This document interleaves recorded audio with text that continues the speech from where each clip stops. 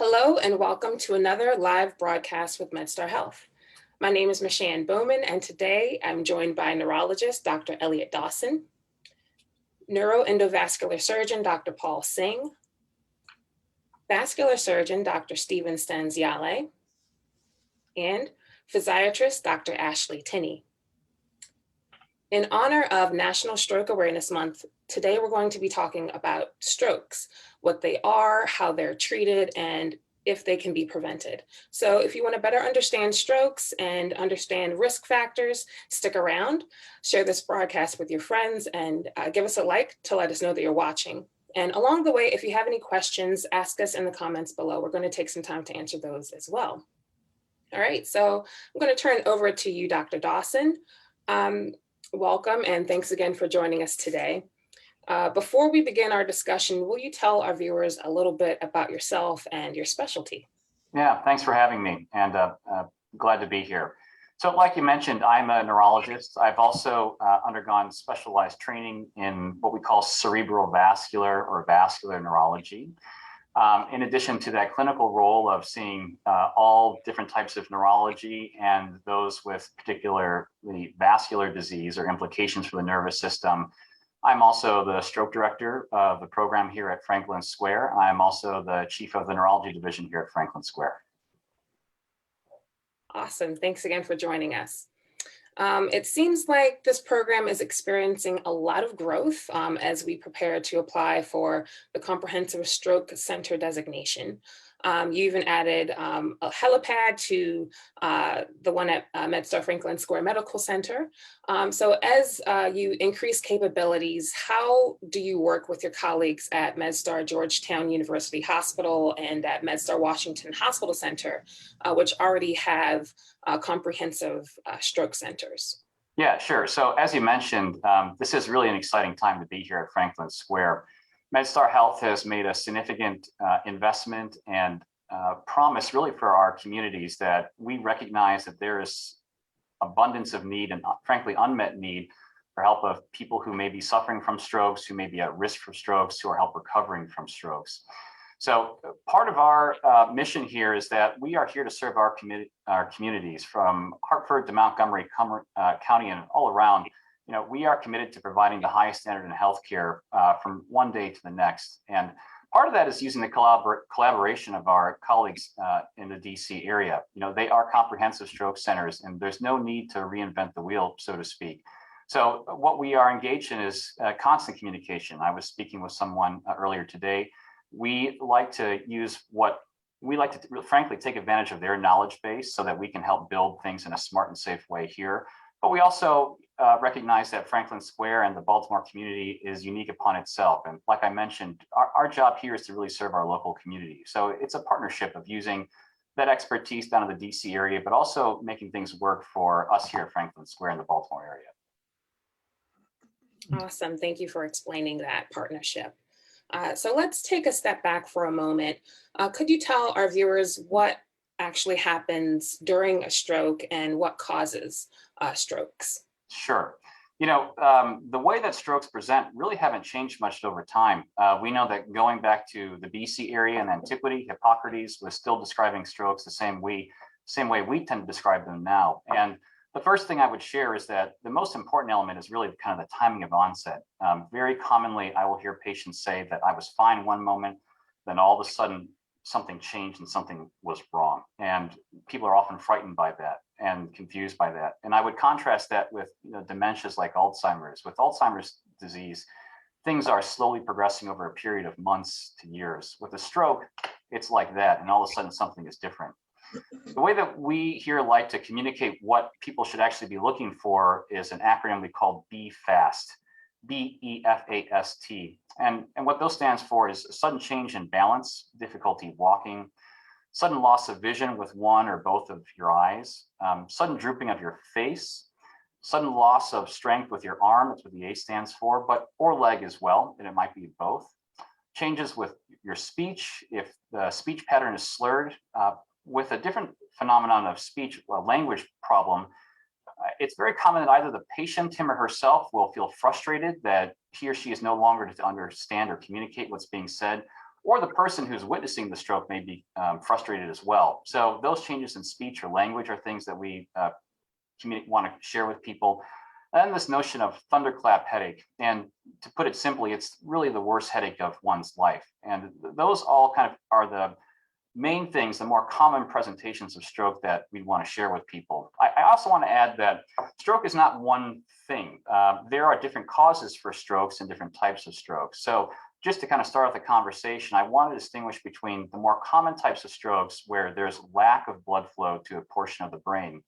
That brain then is suffering because it is in the process of actively dying, and that's what causes those sudden onset of symptoms.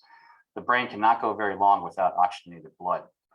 The less common type are bleeding events, where there's really a breakdown in the integrity of most commonly an artery in the brain. And when that bursts, frankly, then there's a bunch of blood where it shouldn't be in the head. So those are the ways that we like to communicate the warning signs of stroke. And we want people to know that there are different types of strokes as well. All right, that's all very important information. So thank you for sharing that. Could you also share who typically is affected by a stroke? Is gender a factor, age, anything like that? Yeah, so that's a good question and something we could spend a long time talking about. Unfortunately, people of all ages can suffer from a stroke, but the more common causes of stroke tend to occur as we age with time. So we certainly know that age is implicated with higher risk of stroke. What I would share with people is that the starting point, perhaps the thing that's most effective in preventing strokes or preventing more strokes from occurring, is no longer using tobacco products, not smoking cigarettes, and frankly, obesity. I think everyone knows that smoking is bad for you, but there's no question that it also impairs the brain and the arteries in the brain. In terms of obesity or being overweight, once people have been overweight for a period of time, then that increases the risk for other problems like high blood pressure or bad cholesterol or high blood sugars or sleep apnea.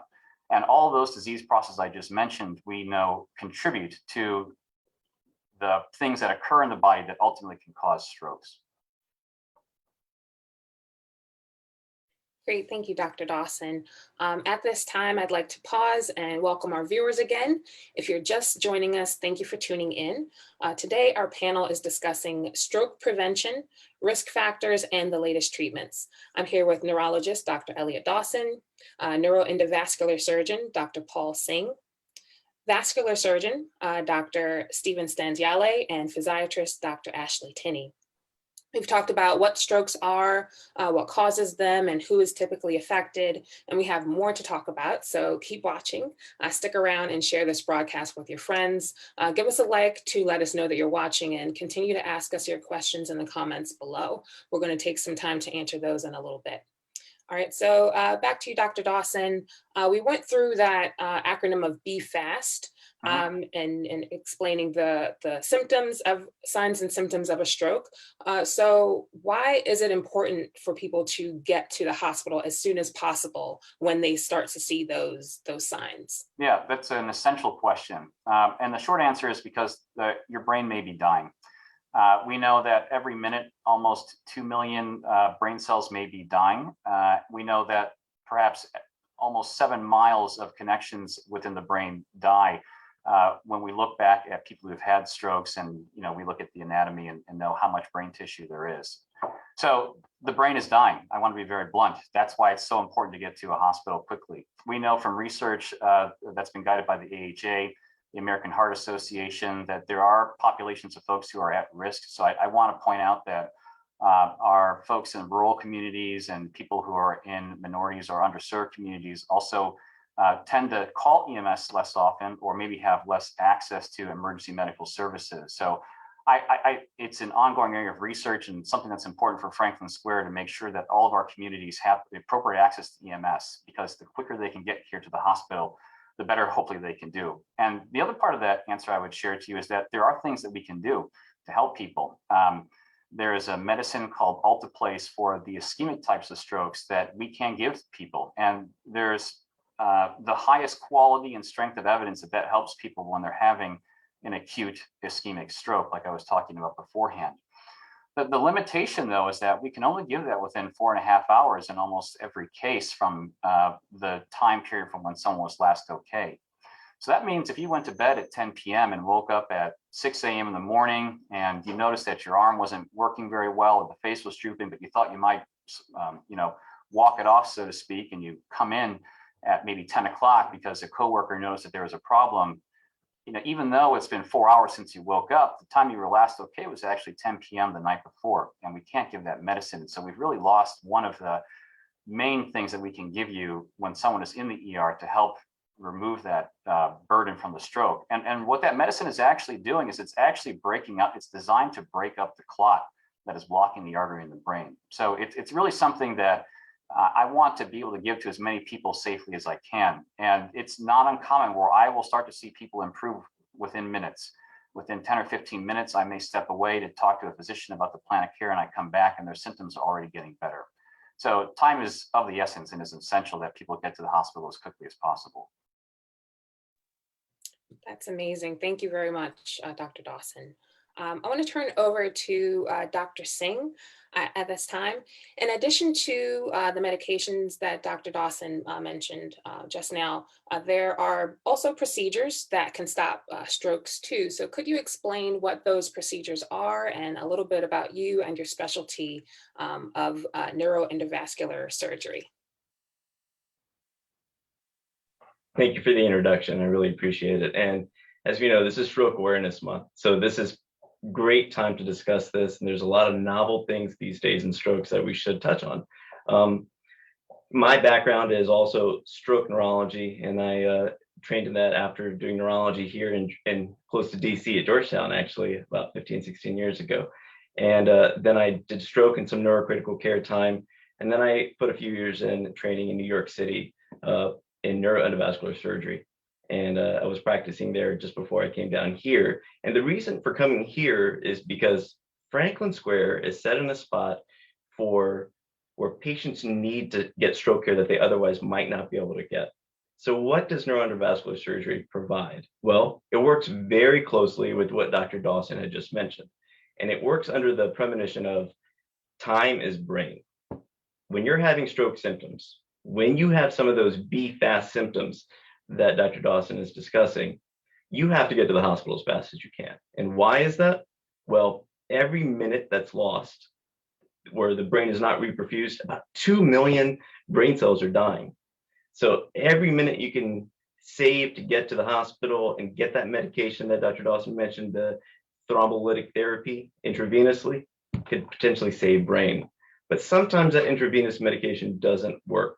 And we need to physically remove the blood clot out of the brain or out of the neck that's leading to the stroke. And that's specifically what I do when it comes to acute strokes that are non-bleeding.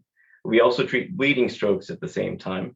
And that's a discussion that I'm sure we'll have shortly. Thank you, Dr. Singh. As a segue to that, to your response, could you explain what a biplane is? So the biplane room is where we do our procedures for removing the blood clots from the brain and restoring blood flow in the neck as well. A picture says 1,000 words. And so what I'm going to do is I'm going to show you a picture of the actual machine here at Franklin Square, and it's state of the art. It's the newest one in all of Maryland. It's the newest one in all of MedStar. And you can see it here. This is the room which has imaging that's done in 2 different dimensions to take the best resolution picture of the brain possible. With this, we can actually go up and remove blood clots in the brain. Like I said, a picture is worth 1,000 words. So let me actually show you a picture of the blood clots. This is an example here where you see a picture of the blood vessels in the brain, and this blood vessel goes up into the brain and then just stops right there. And we call this an emergent large vessel occlusion, or an ELVO, that we're able to retrieve a blood clot out of the brain that's leading to the symptoms that these patients come in with. Here's us actually removing a blood clot from the brain of this patient that's actively having a stroke. What you're actually seeing here is a catheter that's essentially attached to a vacuum pump that's physically removing that blood clot out of the brain.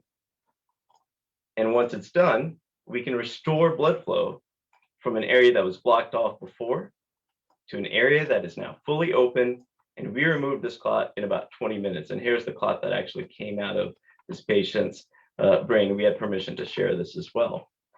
So this really puts it into perspective as far as what we can do. And there's more than just this, of course, when it comes to stroke. We can also remove clots out of the neck. Here's an example where we took a blood clot out of the neck, and we also took one out of the brain. And then we treated the neck at the same time to make sure that the patient had good blood flow. So this is just a couple examples of what we can do here and what technology with this biplane machine gives us at Franklin Square. Thank you, Dr. Singh. That is amazing. A great way to actually visualize what is going on in a patient's body when you're taking those blood clots out. So thank you for sharing that. So along those lines, what symptoms indicate that patients may have a blood clot or could be at increased risk for blood clots? It's along the same lines as what Dr. Dawson discussed, and I'm sure what Dr. Stanziale will discuss as well, because these risk factors cross lines. So first of all, when we talk about stroke in itself, it's the sudden onset of neurological symptoms. And when we say neurological symptoms, the BFAST acronym is wonderful. It captures a lot. But if you go through the FAST part of that, face, so facial droop, arm weakness, deficits in speech, and then if we incorporate balance and eyes in BFAST, it takes care of a lot of the symptoms that we see with stroke. And generally speaking, these symptoms come on again all of a sudden. When that happens, you have to call 911. You have to get to the hospital so we can do these procedures and we can give these medications. Risk factors, anything that affects the blood vessels. So I like to hone in on smoking cigarettes, tobacco smoking specifically, high blood pressure, diabetes, and high cholesterol. Got to nip those in the bud with your PCP. And if you can, you'll decrease your risk for having not only stroke, but cardiovascular disease. Thank you, Dr. Singh. In addition to the external signs and symptoms, when a patient starts being monitored, when should a patient start being monitored or seek treatment in addition to those external signs that they may be seeing? Immediately. And that's what I constantly harp, immediately get to the ED. And we have many patients that will have the symptoms and then they'll think, maybe they'll go away. Maybe I'll take a nap. I'm not sure what's going on. And the reason they do this is stroke is painless. When somebody has a heart attack, it typically involves chest pain. It's scary. Everybody knows what a heart attack is. They want to get care. When it comes to stroke, oftentimes you won't be able to move your arm or your leg, but it's not painful. And so you'll go to sleep and let it rest off. But that's the last thing you want to do. The first sign of these symptoms, you want to call 911. That means don't have a family member take you to the hospital. They'll have to battle through traffic. Call the ambulance. They'll get you to the closest center that can provide the care that you need for stroke. Thank you. So I have another acronym, TIA. Could you explain what that is and how it's different from a stroke? So I take TIAs just as seriously as stroke. So I'll just start with that. But a TIA means transient ischemic attack. What does that mean? That means that you're having a stroke, but then the stroke symptoms go away for some reason. This happens for several reasons. Sometimes a blood clot from somewhere in the body can go to the brain, lead to a blockage, just like the one I showed you. And then naturally the body will dissolve the clot. And when it dissolves the clot, your symptoms go away. You no longer have those symptoms of stroke. That's a TIA. Sometimes it can happen because you have a partial blockage in the neck. And if you have a narrowing of a blood vessel in the neck, well, then that can temporarily lead to decreased blood flow in the brain. And when you restore that blood flow, you can have a restoration of function. And so I'm going to actually share one quick picture as well with this and show you an example of this. So here's an example of a 90% blockage of a blood vessel in the neck here. And what we did was we placed a stent across this blockage to restore blood flow to the brain. And by doing that, the patient's symptoms can go away or they can resolve. So TIAs happen for blockages that go to the brain and then spontaneously resolve, or because of lack of blood flow that subsequently gets restored. Thank you, Dr. Singh. At this time, I want to turn over to Dr. Stanziale, and I'll turn that question back to you as well to elaborate on TIA and also talk about your role as a vascular surgeon and how that fits into stroke management. Well, thank you very much. So I have been a vascular surgeon for about 15 years now. I trained first in general surgery, and then subsequent to this, I did extra training in open vascular surgery, where, cutting and suturing and things like that, and then also endovascular surgery. And stroke is part of what I do. The question was about TIAs, I think. I'll jump into that one. I think of TIAs just like Dr. Singh was saying. These are smaller versions of stroke, but certainly just as concerning. I liken them to the tremors before an earthquake. You feel that tremor, and it means that something bigger and badder might be happening. So it's certainly a very concerning finding. The nice thing about a TIA is that it tends to be short-lived, but it could be a sign of something bigger and worse to come. So it's absolutely a sign to seek medical help. You had another question? I'm sorry. Thank you. Yes, Dr. Stanziale, I have another question. So what are the disease states that could increase your risk for either stroke or TIA? Thank you. I think both docs touched on this before, but the big four are really diabetes, high blood pressure, high cholesterol, and active tobacco use. You could throw in heart disease, you could throw in obesity, depending on how you look at things. But they're the same four culprits that cause heart problems, that cause atherosclerosis in your arteries. And these have to be controlled, otherwise you're at risk. Thank you. And for people who have these risk factors but haven't had a stroke, or at least not yet, could you talk about how to manage those risk factors? What can people start doing now? Sure. Well, different people come into the treatment of stroke at different stages, right? Some people have a stroke and come to the hospital. Some people are at their primary care doctor and their cholesterol and their blood pressure are not well controlled, and they may have a funny noise in their neck. So different people come into the fold at different stages. The important thing is to treat the problems and control the risk factors early. So this may be done by your primary doctor, maybe your cardiologist, maybe even a vascular surgeon. It's as simple as you might imagine. If you have high cholesterol, well, it's exercise, it's diet, and it's taking a medicine if your primary care provider or myself or someone prescribed it for you. If you're diabetic, you got to exercise, you got to get active, you got to keep your glucose down. There are markers for control of diabetes over the short term, and there are markers for control of diabetes over the long term, but these need to be followed on a regular basis, adjusted and cared for. If you're a smoker, this is mentioned by both Dr. Dawson and Dr. Singh, so critical to stop. Smoking affects so many disease processes, and it affects vascular beds, which lead to blockage and progression of carotid plaque. So we can't stress that enough. And then blood pressure. Blood pressure, which generally increases as one gets older, but has to be controlled. That's not a, there are problems with sudden onset of severe blood pressure changes, but overall, on a day-to-day basis, even subtleties in blood pressure need to be adjusted and corrected for the long haul to prevent long-term arterial damage. So diabetes, cholesterol, blood pressure, and smoking have to be addressed. Most of the time it's primary care provider. Sometimes you'll see a vascular surgeon and I'll prescribe a statin for you, or I'll tell you that your blood pressure is inadequately controlled. And we get them under control and hopefully prevent stroke and other cardiovascular problems.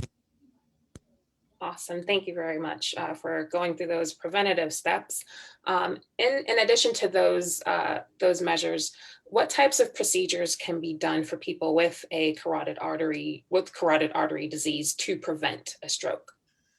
Sure. So what was alluded to before is that the carotid arteries right in the sides of your neck, these are responsible for a great percentage of stroke based on all the risk factors that we've talked about.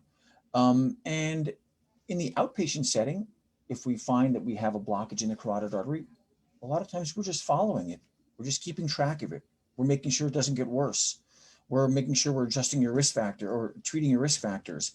There are certain thresholds where we actually intervene for carotid arteries and actually try to fix them. It depends on a lot of things, but when we fix it and how we fix it. But there are three main ways. The traditional open way of fixing it is carotid endarterectomy. That involves an incision in the neck where we physically go in and clean out the goop. And these days it's down to a science. I mean, it's usually one night in the hospital and home the next day and pretty much worry-free. We also do stenting, like Dr. Singh was mentioning, through the groin. That's minimally invasive. It's a lovely procedure for certain people and is done without any incisions. And then you end up with a stent in your neck to treat and open up the carotid artery. These days, we're even doing a hybrid procedure called transcervical stenting, where we actually make a small incision in the neck, and from there we insert a stent. And we do that for different reasons as well. So there are three main treatments for carotid arteries that need to be fixed, but not all carotid arteries need to be fixed. Most of them need to be just cared for, observed, and followed. Great, thank you. I have another question for you, Dr. Stanziale. So can strokes be prevented? I think I may know the answer to that one. And if so, what is the best way to prevent having a stroke? Well, yeah, we did talk about this already, of course, and we talked about the risk factors. Most people would say that the two mainstays of medical therapy are antiplatelet agents, usually aspirin, and a cholesterol agent, so a statin. So those are the two main ways we medically treat carotid artery blockage. But it's a combination of managing all those other risk factors that we mentioned. And then compliance, believe it or not, just showing up for your appointments. If you have an ultrasound of your carotid artery, or if your primary care doctor wants you to follow up for a funny noise he heard in your neck, then it's just sticking with the program and following up like the captain of the ship recommends, your primary care doc. Great, thank you. At this time, I want to turn over to our physiatrist on the panel, Dr. Ashley Tinney. So could you explain what a physical medicine and rehabilitation specialist is and how you care for stroke patients? Sure, thank you so much for having me and for this question, because I know a lot of people haven't heard of physiatrists before and might not know what we do. So a PM&R specialist, also called a physiatrist, is a physician who's been trained in optimizing a patient's functioning. So we provide care to patients who've had conditions affecting the brain, the spinal cord, the nerves, the muscles, and the bones, and specifically related to impairment of mobility, self-care needs, ability to work, participate in hobbies, and as well as fulfilling community and family roles. So after a stroke, patients can have a lot of different issues related to moving, sensing, thinking, talking, swallowing, and these things can make it difficult for them to do things that you and I might not even think about, like walking, brushing your teeth, just getting dressed. So a rehab team led by the physiatrist can create a plan that's unique to the patient's needs to help in their recovery. And typically after a patient completes their stroke workup and treatment, in the acute care setting of the hospital, and if they have deficits, like I mentioned before, that need to be addressed, then they can come to us to acute rehab where we employ that treatment plan. Thank you, Dr. Tinney. Could you also tell us about the Inpatient Rehabilitation Center at MedStar Good Samaritan Hospital? Sure. So this is a state-of-the-art rehab center. We're very proud of it. It opened in August 2019. It's a beautiful 60,000 square foot center that was designed by architects with input from rehab therapists and certified rehab nurses. So it was really designed to do what we need it to do, which is acute rehab. So we have a very large open area with a PT gym. We have a lot of nice equipment there. We have a zero gravity track that helps with supported walking and exercises. It's over 200 feet long. We have an OT area, occupational therapy area, with a modern kitchen and a full apartment for practicing activities of daily living. And we also have private speech and language pathology rooms. There's also a designated area to prepare stroke survivors for community integration. So these include things like a modified car to practice getting in and out of a car, like a little fake grocery store to help patients practice their grocery shopping and go through cognitive tasks like, you have $10, what can you afford at the grocery store? And then we also have a crosswalk, and we have different areas with a little house with different entrances, different kinds of doors, so patients can really practice reintegrating into the community. We have 49 private patient rooms with ceiling lifts. And then we also have a therapy dog named Nash, who we love very much. And he's a big sweetheart. He's a big hit with all the patients. And we also have a low stim gym for patients who do better in a quiet, low stimulation environment. A lot of our stroke patients or traumatic brain injuries require a low stimulation gym. It's really a beautiful facility, but I think the best thing about the rehab facility, I would say, is our team. We have a really great team of therapists, nurses, techs, social workers, case managers, and physicians who really truly care about all of our patients. That's amazing. Thank you so much for sharing. I've met Nash, and I can agree that he is a lovely therapy dog, and the team, of course, at the Inpatient Rehabilitation Center is awesome. So thank you very much. So in terms of those who have had a stroke or dealing with a stroke, what are the benefits of going to an acute rehab center after a stroke? So after a stroke, patients can have different deficits depending on the part of the brain that was affected. And we have an interdisciplinary team of physical therapists, occupational therapists, speech therapists, as well as psychologists, neuropsychologists, pharmacists. We recently also had a neurooptometrist join our team, and physical medicine and rehab physicians. So each person evaluates the patient and identifies the patient's individual deficits. And then we tailor the rehab program that's specific to their needs. So many team members are certified in brain injury specialists, and have other areas of clinical specialty as well. Each patient in acute rehab receives 3 hours a day of therapy. So that can really kickstart your recovery. Our rehab center is accredited by CARF, which is the Commission for Accreditation of Rehab Facilities. And we also have a specialty in stroke rehabilitation. So we have to meet a lot of criteria that CARF sets out. And when you're in an acute rehab unit, it is still considered a hospital setting. So you do have a 24/7 oversight of medical providers. And we're in the hospital setting, so we have full imaging capabilities. We can send patients to dialysis. We have respiratory therapists, anything that you would have in the acute hospital setting. We also have a lot of up-to-date rehab technologies. Like I said, our new gym has a lot of cool new tech things. So we have a 0G, which is a dynamic body weight support system that can help patients practice walking, balancing tasks, doing transfers, stairs. We have a Bioness integrative therapy system. We can do electrical stimulation to help strengthen muscles of swallowing, and then your arms and legs as well. We have a vision room with a neurooptometry services. So we have a lot of really cool integrative technologies.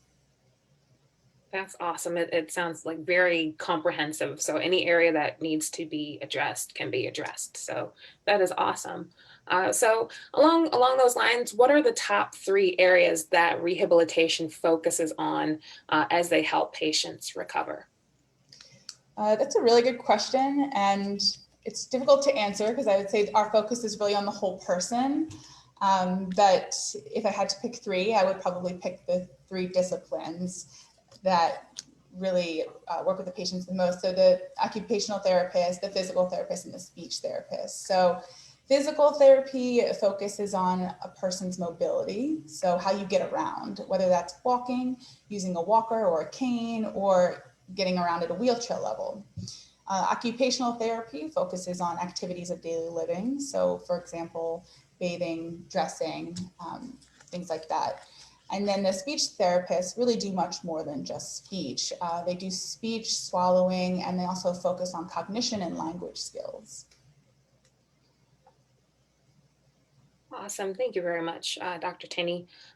So what is the long-term outlook for patients, for stroke patients, and how long does it take them usually to recover? So the traditional timeline you hear for stroke recovery is 6 months.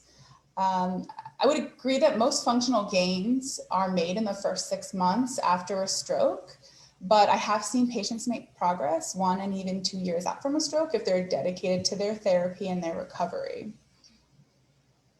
Right. And how do rehab experts prepare patients to move on to the next setting, possibly, eventually going home or to a skilled nursing facility?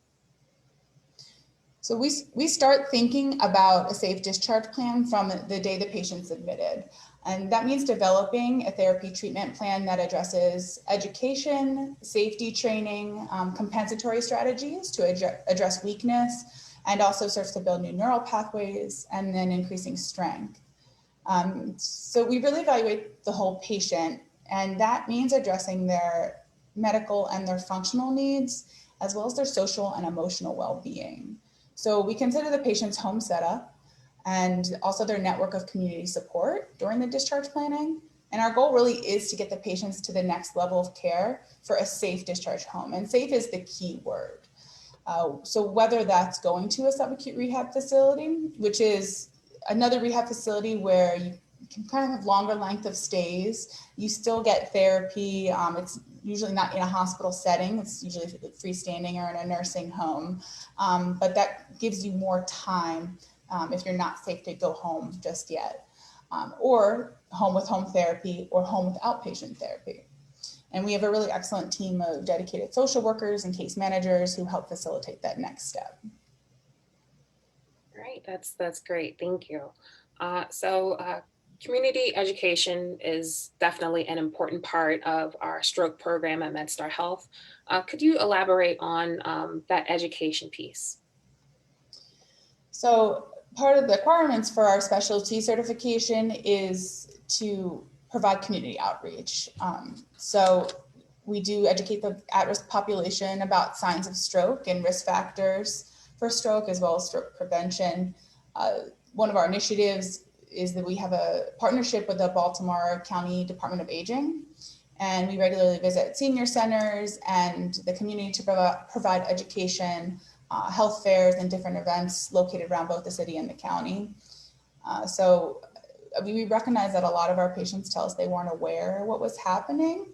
So I think it goes back to a lot of what Dr. Dawson, Dr. Singh, Dr. Stanziale was saying earlier, that the patients don't always recognize they're having a stroke. So that's why this is, Stroke Awareness Month is really important to be aware. It's never too early to learn how to prevent strokes and the importance of getting to the emergency room when you think you might be having one.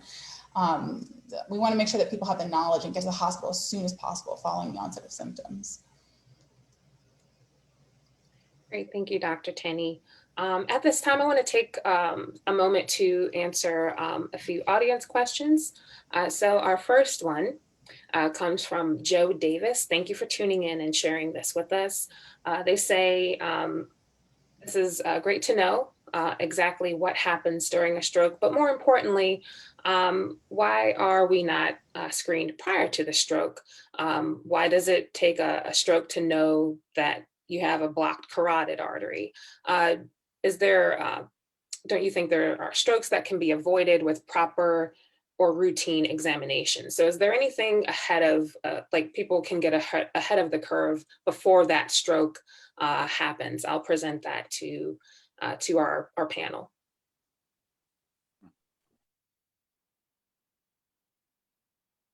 Sorry, I was muted. I apologize. So I can take that question. The answer is yes. There are plenty of things that can be done beforehand. You have to be engaged with your primary care provider. That's really step one. So your primary care doctor may say, oh, you have a history of smoking and you have a history of diabetes. We need to keep an eye on this. Or you don't have a family history of that. So a lot of it is done in concert with your primary care provider. A good examination is a way to pick up on potential blockages in arteries. Knowing your history, if you have a history of heart disease and peripheral vascular disease, you're at more risk for having carotid artery disease. So a lot of these things have to be put together by a primary care doctor. Outside of your primary care doctor, there are screening programs. We do run occasional screening programs even here out of Franklin Square. And that's a nice way for people to reassure themselves and find out or look into a problem if they're concerned about it. So in general, just be engaged with your primary care doctor. And if you want, there are screening programs available. And I would echo exactly that. Your PCP, as Dr. Stanziale put it very well earlier, is the captain of the ship when it comes to your care. And seeing them regularly, making sure that you don't have a slowly elevating blood pressure, or checking labs to make sure your cholesterol or your blood sugars are not elevated, are so important. And then on top of that, I would stress that even if you control everything, everybody still might be at risk for stroke as we get older. Sometimes we can only control risk factors so much. I'll give you an example. I actually interviewed one of our Army veterans in North Carolina about 2 years ago, who was the picture of great health. He ran marathons, and all of a sudden he had a major stroke. It was from atrial fibrillation, something that was not previously detected on any screenings, even though he saw his doctors regularly, but he still had a stroke.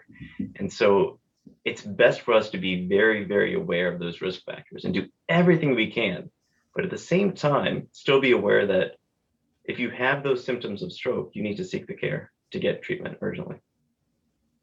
I would echo both of those comments. One thing I would add is, there are things that we can't control. Right? As we get older, you're at a high risk for having stroke. There's some reason to think that sex may be associated with certain forms of stroke, like with atrial fibrillation. Again, I would echo having a strong relationship with your primary care provider is essential. Oftentimes, when I see patients in the hospital, they'll say, "Thanks, doc. It was nice to meet you. I hope to never see you again." And I get that. And we here are all specialists, and sometimes we need to see folks to help out a primary care doc with a difficult case or something that's not straightforward. But I personally see the name of the game here is trying to avoid seeing us, frankly. And so that's really where a strong relationship with a primary care doc is essential. Now, like I said, sometimes there are things that are complicated and we need a specialist like Dr. Singh or Dr. Stanziale to help, or unfortunately someone's had a stroke and we need the help from Dr. Tinney. But it's really working with that primary care doc to prevent seeing us in the hospital. I like to keep things very practical, and there are a lot of fancy tests and equations that have been devised out there. But I think something that's really helpful is a 15-minute walk test. And I was thinking this morning of maybe how to communicate this. I think Ghostbusters was on a couple of weeks ago. So I have this picture of people walking through the streets of New York, and I'm sure people kind of know what that looks like in a typical movie scene. If you have difficulty walking 15 paces or 15 feet, really, like someone who's in a hurry in New York, that should be a key to you that you might be at risk for having a stroke, because typically what's happening there is that there's deconditioning, there's inability to move appropriately, if that's from arthritis or frankly from obesity as well. So like I had mentioned and others have shared, obesity is really, from my point of view, frankly, the starting point that's very common with folks, that if we can somehow get to a healthy weight, reduce the risk of high blood pressure, cholesterol, sugar, like there's a common theme you might be seeing here, sleep apnea as well. Those are things that can help prevent people from having strokes. Awesome. Thank you, Dr. Stanziale, Dr. Singh, Dr. Dawson, for addressing that question. I have one more that I'm going to share right now from Carolyn. They ask, what is a thunderclap headache? I believe, Dr. Singh, you may have mentioned that earlier in the broadcast, but could you explain what a thunderclap headache is? Sure.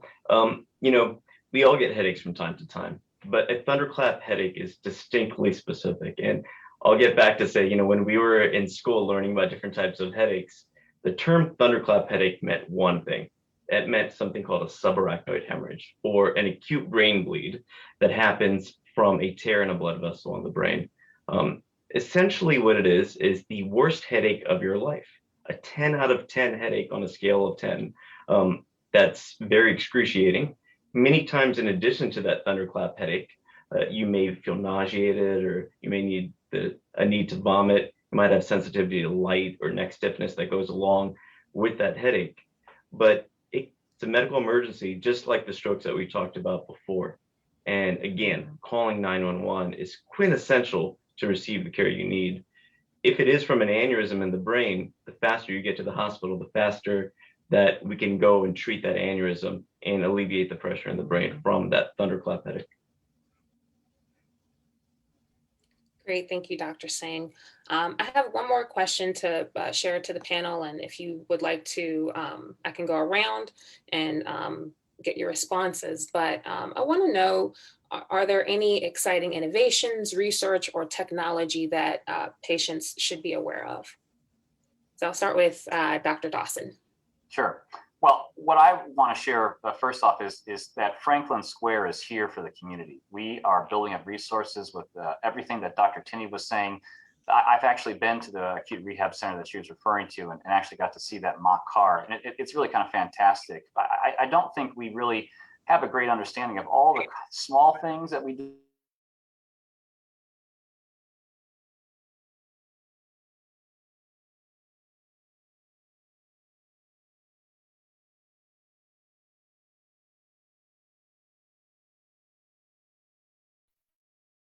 Are a fantastic proceduralist, Dr. Stanziale and Dr. Singh here, who can help people when they're suffering from a stroke or potentially prevent a stroke as well. And again, I want to come back to the fact that Franklin Square and MedStar Health is making a commitment to our communities, that we want to be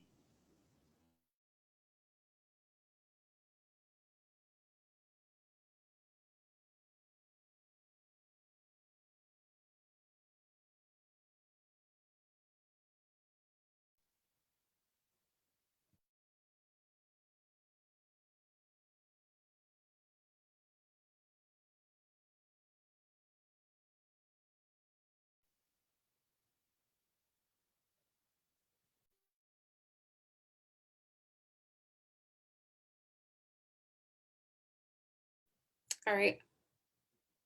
I believe I may have frozen. Sorry about that.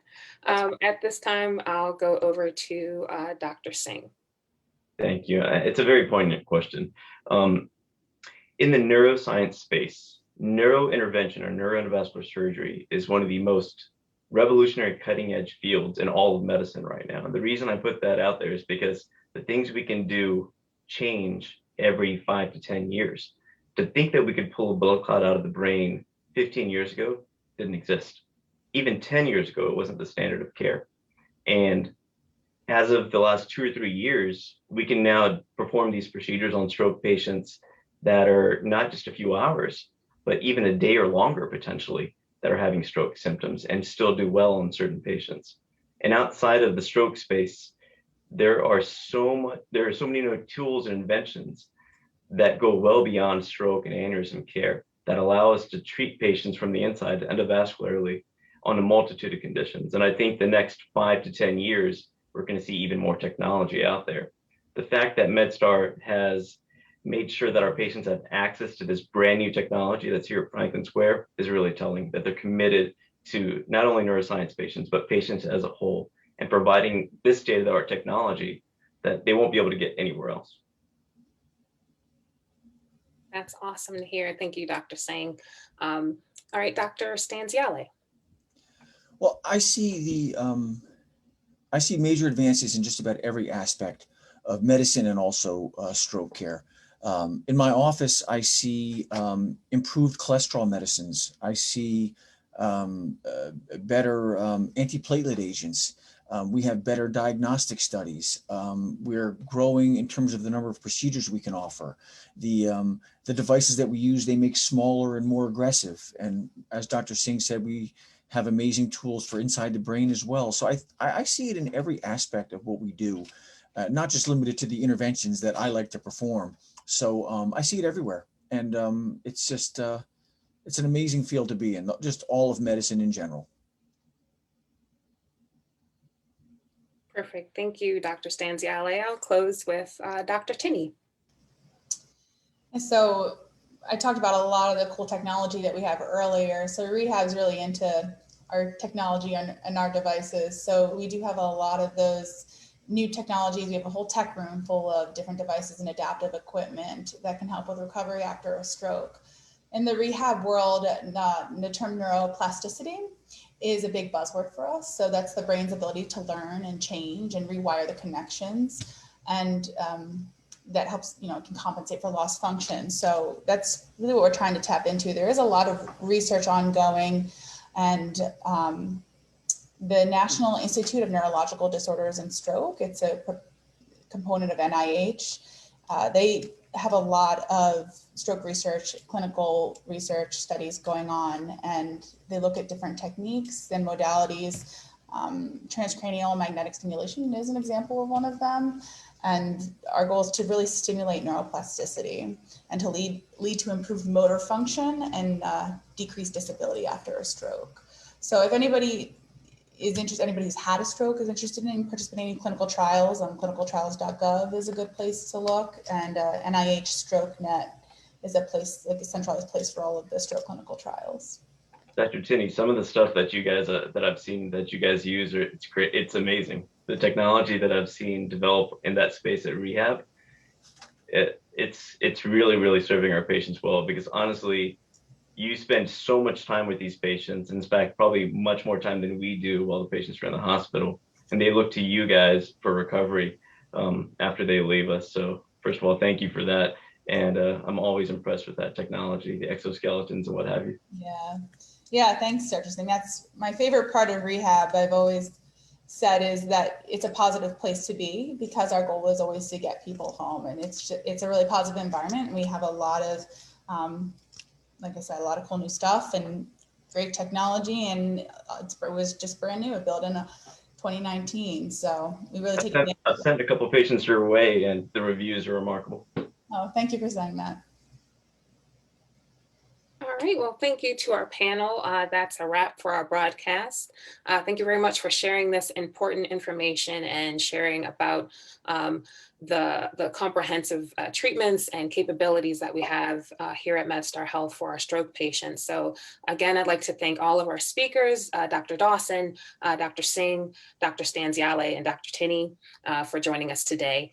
Thanks to all of our viewers for sharing your questions with us. We did receive quite a bit, so we're going to work with you, work with our panel to respond to those as well at a later time. And if you'd like to learn more about stroke prevention, risk factors, and treatment, please call one of our phone numbers listed in the comments below. We've listed them by specialty if you'd like to learn more. So thanks again, and we will see you next time. Bye. Thanks. Thank you. Thanks for having us. Thanks a lot.